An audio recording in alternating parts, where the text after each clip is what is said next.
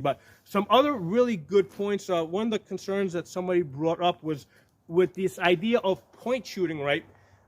Where you're not putting your sights on target, you're basically punching the gun out, and because you've done lots of shooting, you can punch the gun out and be reasonably, confident that the bullets are going to go where you want them to go.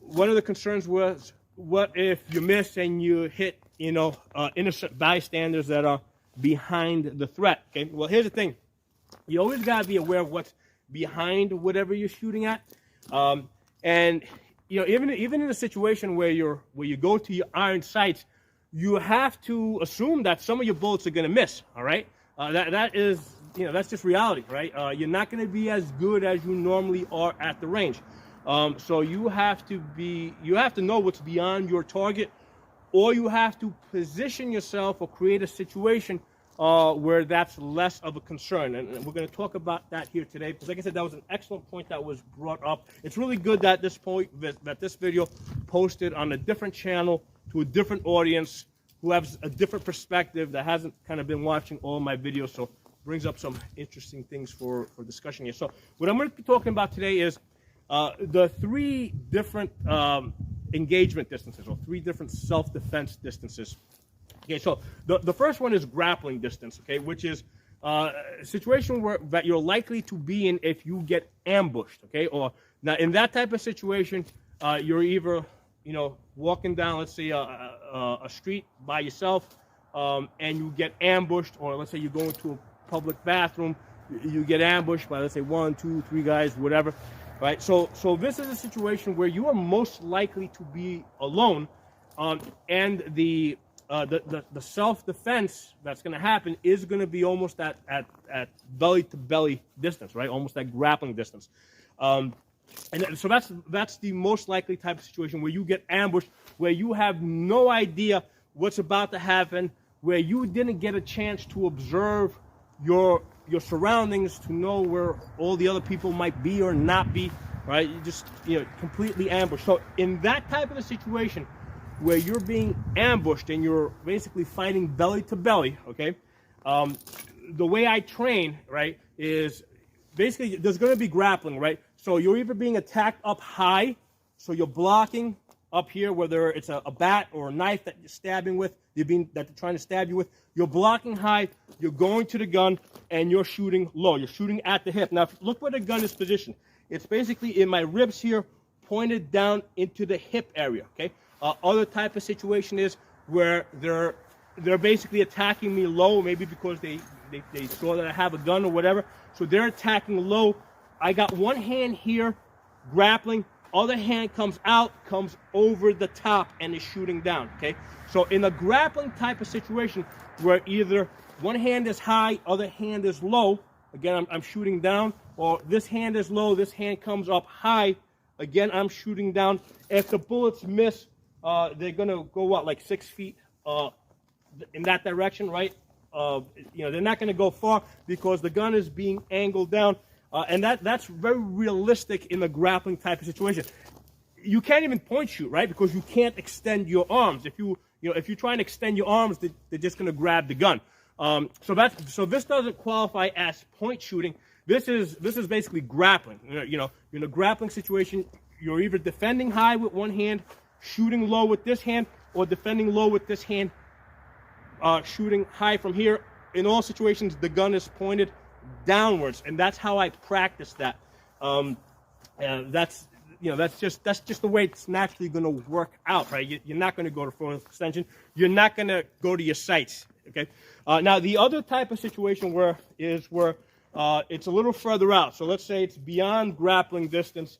Let's say it's somewhere between 3 feet and 20 feet, okay? Now that's usually a situation where you're gonna, that's the distance that you're usually gonna point shoot, okay?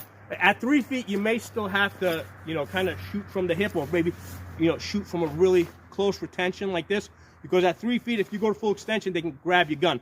So most likely you'll be point shooting from this position here, but as you get further out to 20 feet, 25 feet, now you're gonna fully extend the gun. you're going to point shoot it. Chances are you don't have time to get to your sights for that first shot, okay? And what I talked about in the first video is the first shot, sometimes basically 50% chance that it hits, right? If you look at the statistics, right, my statistics, right, when I was doing that video where I was point shooting, about half the shots that I took when I was point shooting that target over there, about half of them hit, about half of them missed, all right? But usually with the second or third shot, I was able to get on target. So the first shot was basically suppression fire, which bought me some time to get to my reticle and take the second shot and get that on target. So the idea there is now, in that type of situation, right, that's a situation where there's usually going to be some indication that there's a problem developing, all right? It might be somebody yelling at you, screaming at you, cursing at you, waving a bat or a knife at you, going for a gun. You usually get a little time, right, to at least be aware. There's a situation where now you're going to be aware that something is about to happen and you're in danger, okay? And during that time, right, as the situation is developing, that's when you get a chance to look around and see who is where and, where's the nearest cover. Maybe that's a good opportunity to open up your jacket so you can get to your gun a little bit easier now, okay? So that situation where you have a problem that's developing somewhere between 3 feet and 20 feet where you've got like a little bit of time to look around, see what's going on. And in that time, you can decide, well, hey, listen, if I have to shoot, I can shoot from here. Or maybe this is a bad angle. Maybe I need to go here, right? So I can change the angle, okay? So that's the time when you figure out those things, right? Or maybe the solution is to go behind a piece of cover and shoot from there. And the reason is because in that type of a situation, somewhere where the problem is more than 3 feet away, inside of 20, usually no more than 20 feet away. I mean, it could be at 25 feet, but past 20 feet, I'm probably going to take that extra second and go to my sights or go to my reticle, okay? So somewhere between 3 feet and 20 feet is where we're point shooting the target, moving, right? Because again, things are happening really fast. You guys know how, even if somebody's just got a knife, you know how fast they can they can run 20 feet.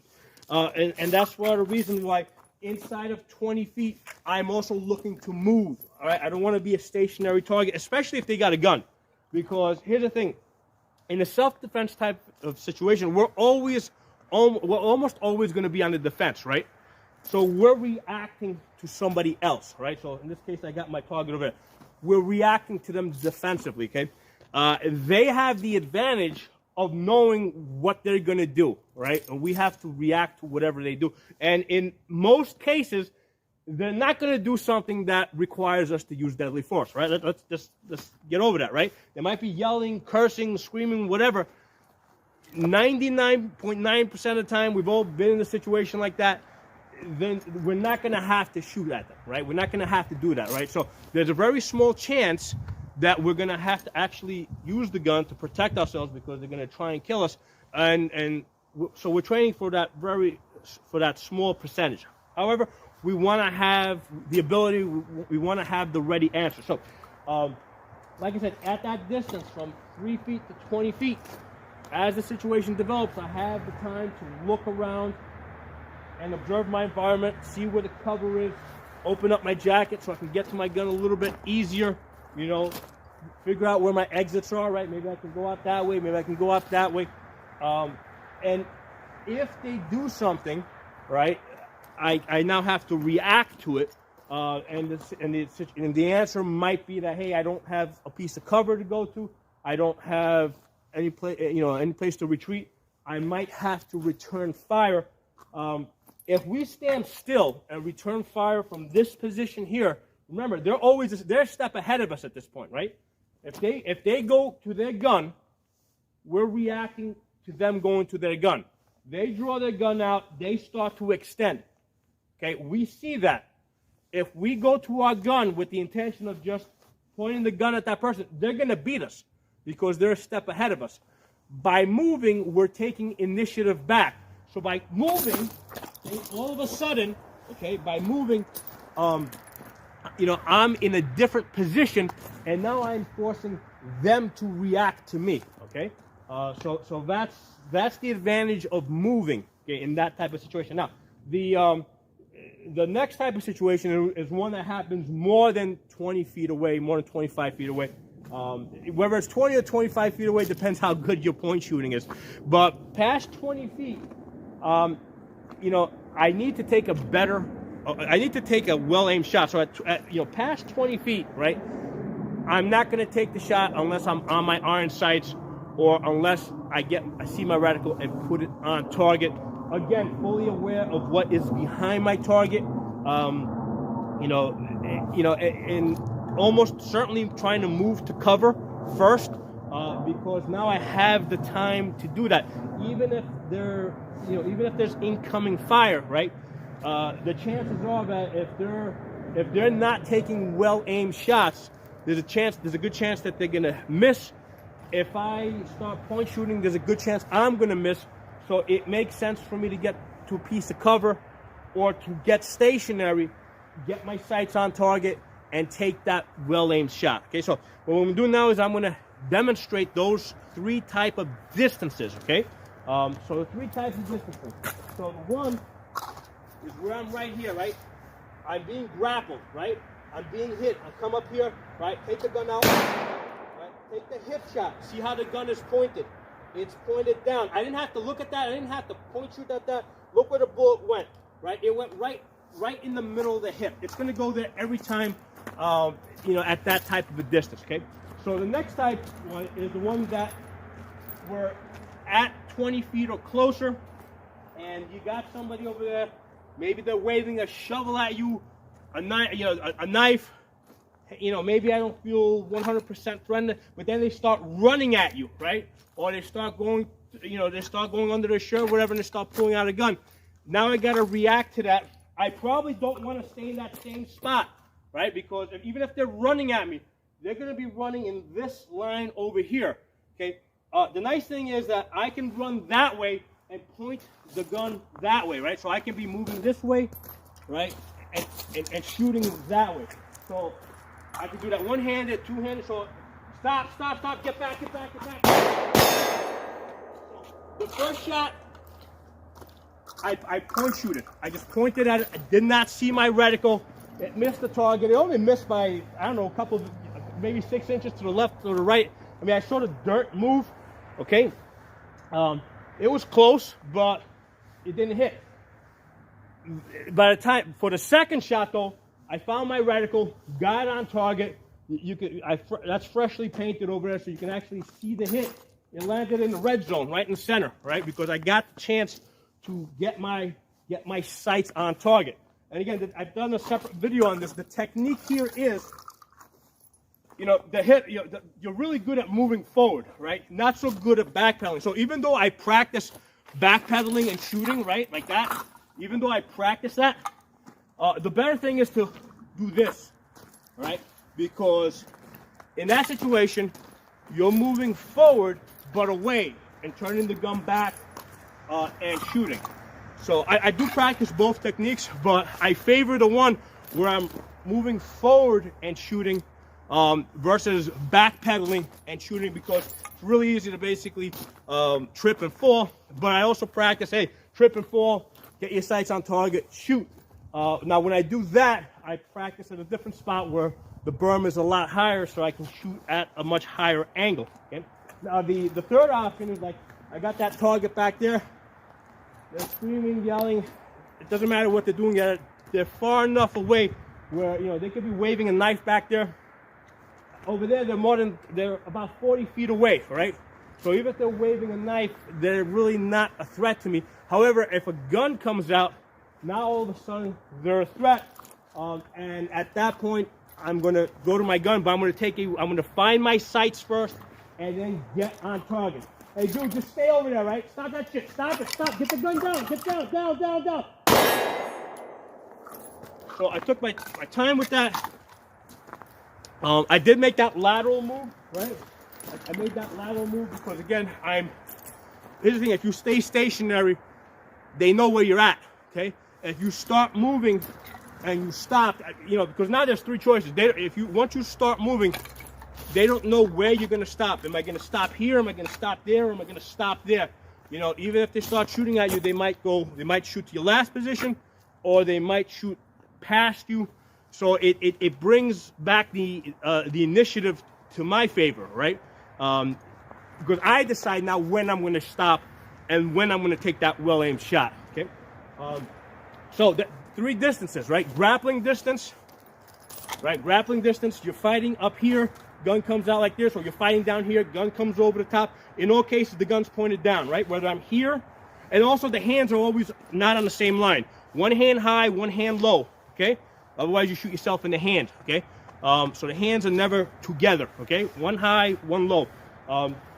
So that's the grappling distance. The other one is that 3 foot to 20 foot, where most likely you're gonna point shoot that first shot, because if you don't, there's a good chance that if you take the extra time, it might be too late. All right. So here's the thing, like I mentioned earlier, in that video, in the first video that I did, where I did a lot of that point shooting, about 50% of my point shooting first shot was on target, right? So I've got a 50% chance of getting on target with that first shot, out to about 20 feet, right?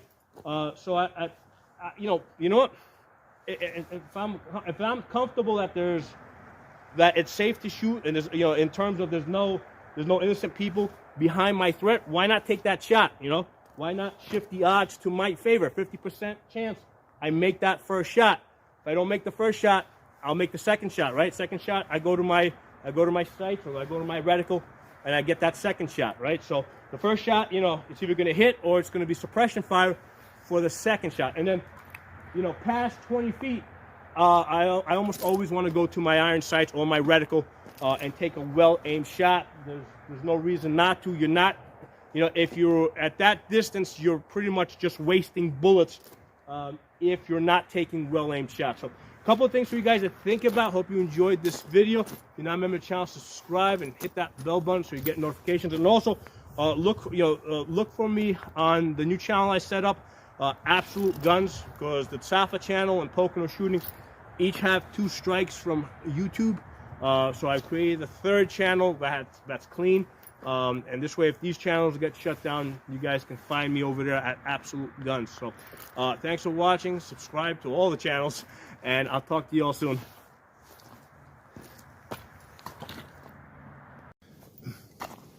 You could have a situation where all 3 things happen to you at one time at all 3 ranges. Yo, stop it, yo!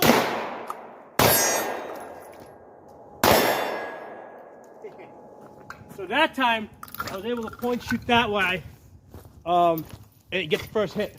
Okay, so sometimes it works, and if I missed, I just would have took another shot, because I bought myself some time. However, for that guy over there, I stopped, planted myself, took a well-aimed shot, but he didn't know exactly where I was going to stop.